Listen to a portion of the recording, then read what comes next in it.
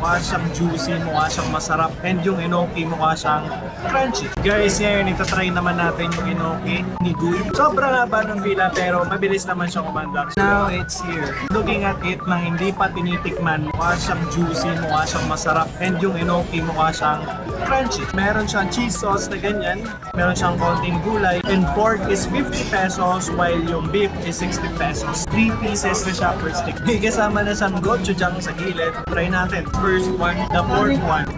Yung enoki niya, sobrang sarap. Yung pork, barely noticeable. Ang ibabaw kasi yung juice ng enoki. Yung cheese masarap, pero once na i-devour mo siya, mangingibabaw talaga yung enoki. Medyo mahirap lang siya kainin kasi titingahin ka ng sobra. Try naman natin yung beef.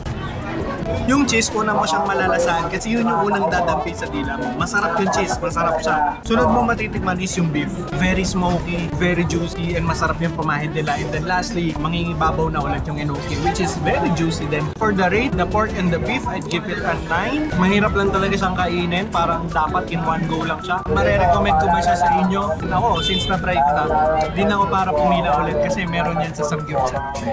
That's my review about the Enoki Gi here in Fusion Island.